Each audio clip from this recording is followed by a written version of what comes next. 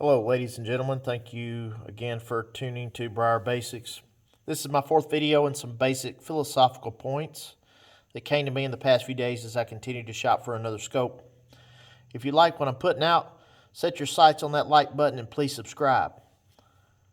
This is going to be a little long, but hear me out. It is my opinion based on my own research, trying to help others, and it's definitely not all-inclusive by no means. These scopes, a small amount of food for thought and points to ponder on. How much money do you have to spend, and should you really spend a lot of money? Those are your questions that I want to discuss and hopefully help you through the fog as you seek an answer and assist you in further decisions and purchases. You see here I have a few small scopes. I've got a Nikon, I've got a Centerpoint, Konus, Monstrum, and I got a Bushnell. But I have experience in others, such as Nightforce, Swarovski, Arken, Athlon, Leopold, Vortex, and Sightmark, Simmons, and some Weavers. I purchased some of these online. I purchased some of these in gun stores, and I purchased some at some of the box stores. Yeah, I've returned many and have had experiences with customer service. A lot of times when I have to return something that's been back to the box store, such as the Simmons or a Tasco.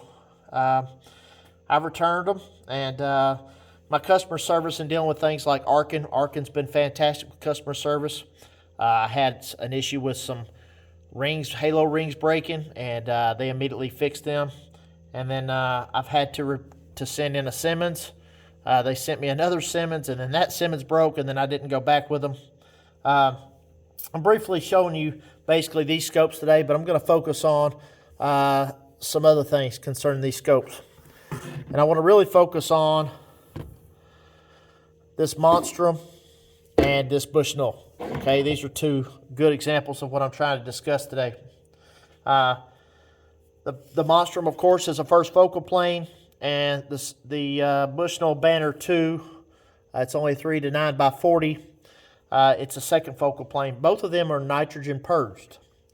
In saying that information, I'm going to provide a few technical specs concerning the Monstrum if you haven't watched one of my previous videos.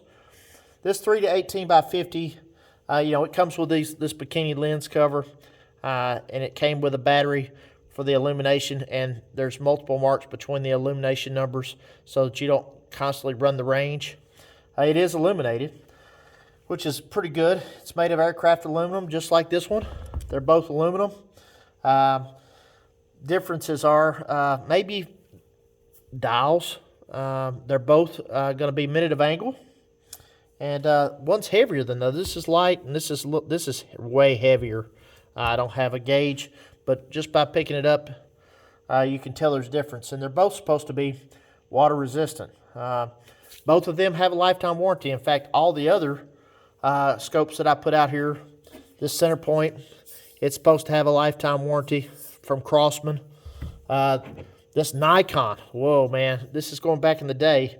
This is a Monarch 3 that's online, loaned from a friend of mine.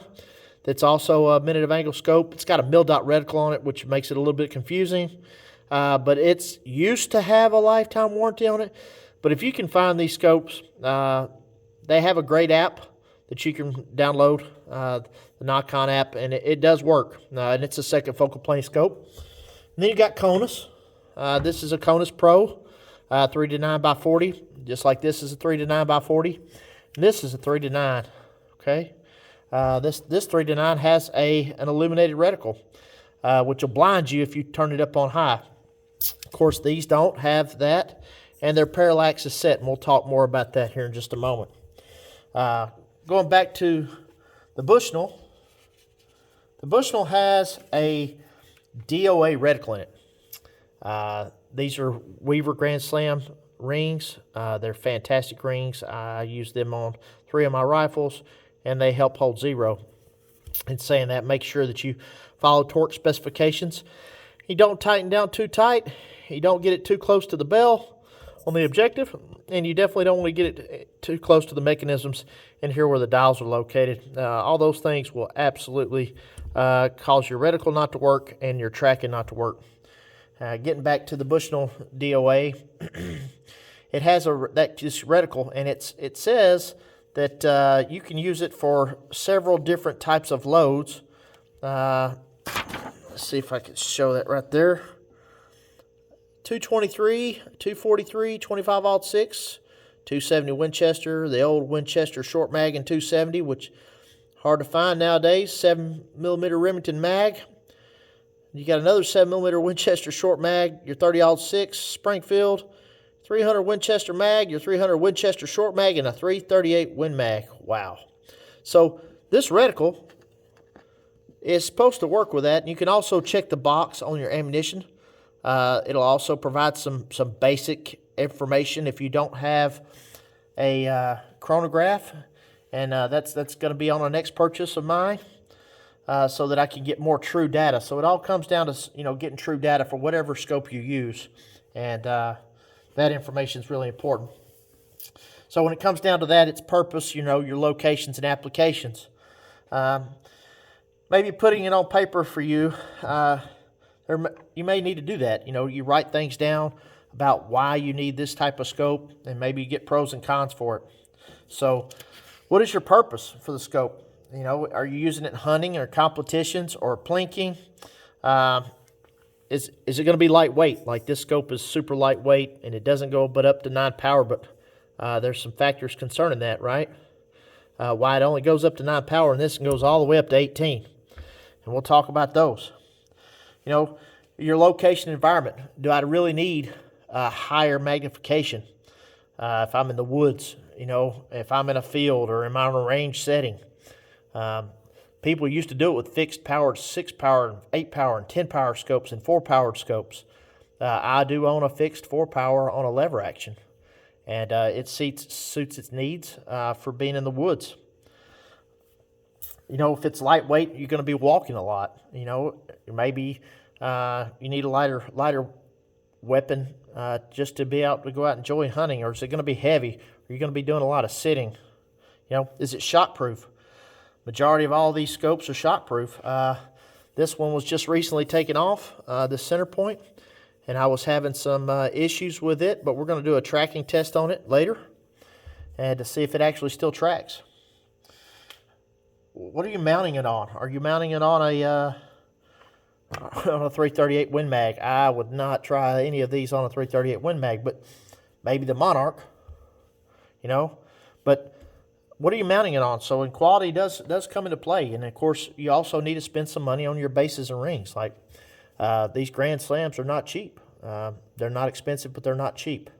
These Monstrums, they are cheap, but they've been very functional, and they're doing a great job. And we'll explain that in the conclusion. What kind of warranty? So all these do have a lifetime warranty. What is the customer service like? Need to do your research. Look on the internet and talk to folks. What's the track record based on your own research? Do you want or need illumination? Like this one doesn't. It's not illuminated, and this one is illuminated. Illumination. If you're using a higher quality scope for work related things, that's important. And what if you're hunting and you're trying to get that last bit of light, and that could be the illumination. It could be the objective as well, and we'll talk about that. Objective size turns into providing more light. This is a 50mm objective. This is only a 40mm objective, and there's a difference. There's a difference in their coatings, and we're going to get into that too. So there's a difference. Coatings they look the same, but are they the same? Probably not. I know that I get the banner. This banner too is very bright, and it is easy to find the reticle for me. This one, if it's really cloudy or it's low light, it's harder for me to find the reticle. So, this is a 1-inch tube size. This center point, which is Walmart, this Monarch, and this Conus, they're all 1 inch. This banner is 1 inch, this Bushnell banner. This is a 30mm tube. But with 1 inch as opposed to 30 30 millimeter, you do get a little bit more light with a bigger objective and a bigger tube, and it's a little bit more robust. 1 inch, it has less mechanical mechanisms inside, and this also allows, the 30 millimeter allows for you to get more range when dialing. So where was the scopes made? You know, were some of these scopes made, any of these scopes made in the U.S., Philippines, Japan, China? Let's see here. This scope right here, I can't really see. I have to take it out of the screen for just a moment. But this one, apologize for that. This Nikon was made in the Philippines, and I'm sure that the rest of these were made in China. PRC, People's Republic of China, PRC. Of course, doesn't even have a listing on it at all. And of course, we know that Bushnells are made in China. And this one is also made in China, but there's a difference in quality, okay? And how they work. Glass. What coatings are available for your particular scope? You know, better quality glass and the coatings that are provided means more money, right? There's more output for light and sharper images and less chromatic aberrations. In saying that, I boogered that up, man. That's interesting. So, rifle scope glass quality varies. It's, you know, it comes in ED, Super ED, HD, HT, you know, lens coatings, you know, manufacturing tolerances if there are such thing. Impact clarity, light transmission, and the color of the accuracy. You know, higher quality glass coatings lead to sharper and brighter images, right? So, I don't know if you can see that or not. Sometimes you can look through the reverse on the scope and see what kind of machining has been done on the interior of the scope. And you can also see if the reticle's etched. You can see if it's a wire reticle. Glass types, you know, you got extra low dispersion, Super ED glass. You know, like I said, the coatings, the more expensive they are, the better the coatings. You got HD glass. It offers improved light transmission. You know, color is okay compared to standard glass maybe. You have HT glass, which is similar, but it's focused on maximizing light transmission, which is crucial for low light. Lens coatings, you know, so you got the different types of glass, and then you got the coatings that they put on the glass, like multi-coating, fully multi-coated, you name it, it's got a coating for it. The special coatings, you know, hopefully they're all fog resistant and they're purged. Some are argon purged and some are nitrogen purged. But there's all sorts of manufacturing tolerances for the precision. You know, lenses, they have to grind these lenses and then they have to polish them to their specifications. And that the more that's done by hand and the more time that it's spent looking into those quality control issues, the more crucial for accuracy and less distortion. You know, optical design, it also, you know, the way that they're designed, who makes them, or where they get their glass from. So, reticles, man. So, this has a tag reticle in it. A tag reticle is like 2, 3, and 4, and 500, I think. And you have to play with it. It does well out to 200 yards. This banner too, for majority of your good old deer hunting rifles, it works just fine. Out to 300 yards. I have taken it out to 300 yards on a 308. This has been out on a 223 Ruger, which I currently have at the factory, and I can explain that when I get it back. We'll see how their customer service is, but this has been out to 300 yards, and I just recently purchased this. This has a mil-dot reticle, and it's really weird that this is mil-dot, and this is minute of angle. It really can become confusing. So whatever you have, make sure it's mils for mils, MOA for MOA. This is an MOA reticle, and this is an MOA dial turret. And of course, this is just your standard Plex, and this Conus. Your magnifications at the higher range, they often require better glass to have better imaging. You know, we've already talked about the objective lens diameter and eye relief. Eye relief is going to be different for each one of these, but I found something that's interesting for eye relief. I find that your higher quality have better eye relief, and your second focal planes sometimes have better eye relief than your first focal planes and cheaper scopes. The parallax, like most of these are all fixed parallax for these second focal planes, 25 yards to infinity. And then this one has an adjustable parallax, and it goes all the way down to 25 and 20 yards. And then it goes all the way up to 500 yards, and then it goes to infinity, right? So how much time do you really have? These purging processes that they have for these scopes, like nitrogen or argon, it's supposed to prevent internal fogging and moisture buildup, and so that you can take these things out and enjoy being in the different environments in the rain. So I would not throw these in the pool or anything, or throw them in a creek to see what they're capable of. But just general rain and usage, these things should perform. Now, if you take them immediately from super warm inside of a home and take them outside, or vice versa, you're going to get some fogging on the outside of the lenses, and that's going to happen just from condensation buildup. But the purging, when they purge these, the purpose is, it's inert gas, and it's to prevent moisture from getting inside the mechanical side. The mechanics are in the internal workings of these scopes. When they have rubber seals, and sometimes these things go bad, they dry rot and they get older, right? Common gases, like nitrogen and argon, those are the two things that I'm familiar with. These, like I said, these are nitrogen purged. I think Athlon has argon purging in theirs. And, the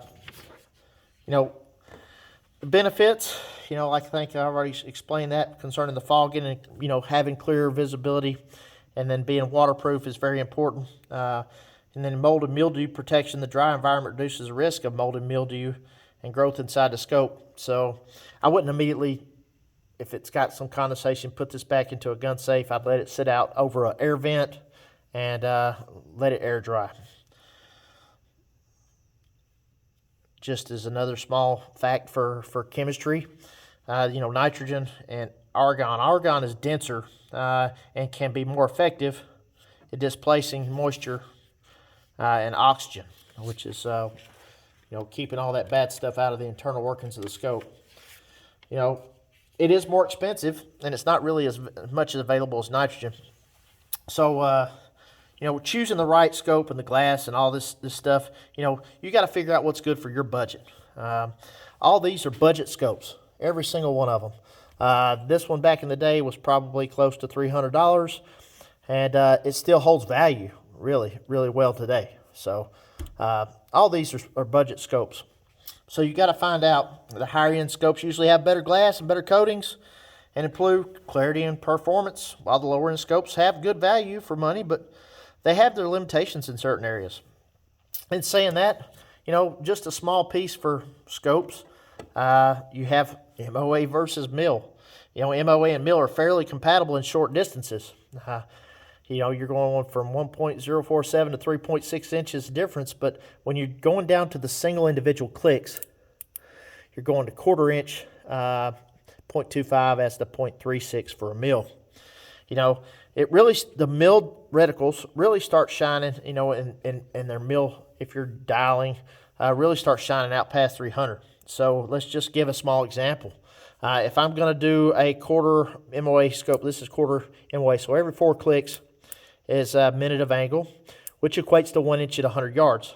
Okay, so when I get out to let's say 1,000, let's just say I'm shooting a 308 and I'm dialed in, and it's going to be 42 minutes of angle for elevation. I'm going to have to do 42 minutes of angle, which is basically 4 clicks per minute of angle, which equates to 168 clicks. Sitting here doing this right here, right? So, and a mil reticle, which this is simulating, this is a mil reticle, but it's MOA, and let's just say 1 click equals 0.1 mils, and I've got to go up just 11 mils. Well, a 0.1 mil and 10 clicks equals 1 mil, then I'm only going to have to go up basically 110 clicks. So I don't have to go 58 extra clicks for a minute of angle. And mil reticles, they shine in when it goes to speed and distance, but you're more accurate and more finer tuned with a minute of angle just based on basic math. How much information do you really need in your reticle? That's another thing. Like, what kind of reticle do you need? Do you need just a standard duplex? Do you want a DOA reticle like this one, where you can use some of the ballistics to try to figure out what's going on? Do you need to go for longer distances? And MOA reticles, tend to have a lot more numbers. And if you're not practicing and things like that, it can become confusing. And how much time is really on your side? Are you going to do holdovers, or are you going to dial for distance? Those are some other things. With first focal plane reticles, the reticle changes size as magnification changes. So as you change the magnification, going down from, let's just say this is 18 power, and we're going to go all the way down to 5, well, the reticle is going to get smaller. And there's many videos that are on YouTube. But as you go up in the magnification, the reticle is going to get larger. So the reticle stays proportionate to size throughout the magnification range. A second focal plane stays the same throughout the magnification. So most of these are thick duplexes, or they're thicker. And so the reticle has to be at a specific number on the magnification range, which this has to be 9 for the reticle holdovers to be able to be applied. Now, that doesn't mean that I can't use clicks or quarter minutes of angle or minutes of angle to make adjustments to go to the range. But the problem is, this has a 0 stop and the numbers are big, and then this one, man, you got to start counting. And some of these have numbers on them, like this does have numbers, and I'm sure it does have resettable turrets, but it doesn't have a 0 stop. So sometimes the holdovers, especially for what it's going to be designed for, out to 300, 400 yards, mainly 300 and in, this will work just fine with just using the holdovers. And you're also looking at the type of accuracy that you're going after, right? So when you have your first focal planes, your setup on a rifle you need a good cheek weld. For first focal planes, you need to have a great cheek weld. Your head needs to be aligned. You need to have a good eye relief.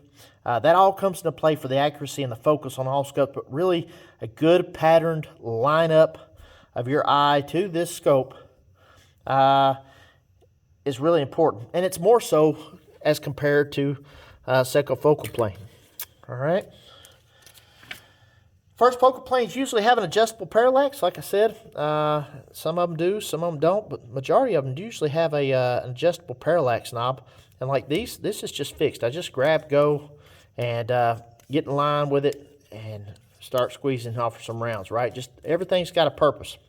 With the higher magnifications on your first focal plane, sometimes it becomes more difficult for proper eye relief as your eye gets closer to the scope on some cheaper. So the higher the magnification, sometimes your eye has to change and get closer to the scope because the magnification is getting higher. And then you start chasing the reticle, right? So on the duplex, on this second focal plane scope, it's not as prevalent as far as having to worry about distance for your eye relief. You can maintain a constant. Please pay, you need to pay attention if you're using first focal planes and the cheapers. Make sure that your eye doesn't get too close and you're trying to look, and then you get a higher recoil rifle and then it bumps you in the eye. Body position also changes whether you've got good eye relief. If you're in the prone, sitting or standing, and it's encouraged that you practice all these things. The second focal plane reticle is usually thicker, and sometimes you got a thin varmint reticle like this. Konus has a little bit thinner reticle in it. I wish I did have a scope cam to show you the different reticles and what I'm trying to explain. But you find it easier to pick up a reticle on a second focal plane as opposed to a first focal plane. And the second focal planes are usually just less expensive. Can a second focal plane do the job as well as a first focal plane? Well, it just depends on your reasons and your niche for what you're doing and what's your purpose. Are you using formulas and apps and ranging? Okay, well, maybe a first focal plane is probably going to be best for you. If you're going to be dialing distances frequently, a first focal plane with exposed turrets will be best, So how well does your scope hold up and track? So when you buy a scope and you mount it and you zero it, well, the next thing you should do is you should test your scope's reticle capability of doing track. You should do it with a second focal plane, and you should do it with your first focal planes. There's numerous ways of doing tracks. I usually do 5 right, 5 down, 5 left, and 5 back up. And if it gets back, then it's doing its job. You got to know your rifle, your scope and your capabilities. You're putting rounds down range and shooting in offhand positions. Just not for bench rest. I mean, this is a heavy scope. It's basically designed for bench rest, and putting it on a 223 for fun to see what the max distance I can get with it. Out to 500, 600, 700 yards. At the lowest magnifications, the first focal plane it's not really user friendly. Like I said, as the magnification gets lower, the reticle gets smaller, and then it can get to where you just can't see the reticle at all. And the lines, they don't mean anything. If you turn it on illumination, you'll get a dot at the lower magnifications, and then you'll have to raise it up so that you can actually start using those lines. There's a sweet spot, like baseball bats. There's a sweet spot on all scopes. That sweet spot has to deal with, where there's less chromatic aberrations, which is the distortions around the sides, having a comfortable eye relief, and, it's shooter dependent. Most people don't ever go up to the max magnification. Like some of these people who got 25 and 40 magnifications, they don't go up that high, and they find that sweet spot for their purpose. If you're hunting, what are your shooting distances? What ethically can you shoot at offhand, and not bench rested? What are the limits of your own capabilities? For instance, like 300 yards and under, a second focal plane reticle, practice and knowledge of your cartridge capabilities do come into play. Why do you need a first focal hand unless your distance is over 300? With a shooter, the rifle, the animal, and the environmental factors that all come into play, and it can be done 100%. No questions asked. It can be done, but you got to practice, And in low light and in wooded areas, if you got a first focal plane that doesn't have an illumination reticle, it makes it really difficult to see in low light, and it also makes it really difficult to look at in woodlands, especially if the reticle is super thin, like the majority of the first focal planes I see. A second focal plane, you can see better in the wooded, even in low light, because it's a thicker reticle, and if it's illuminated, that just makes it that much better. Sometimes you get what you pay for. There's no doubt. I've heard a wise old shooter say this: you should spend more on the scope and bases and rings than you do on the rifle itself. But now, newer technology and newer manufacturing techniques have challenged this old adage. In conclusion, manufacturers should come into play before a purchase is made. Please know your purpose, if it's for work or for play. Only accurate hits count. Do your homework, have fun, practice makes perfect, and be wise in your decisions and actions. And as always, folks, thanks for watching.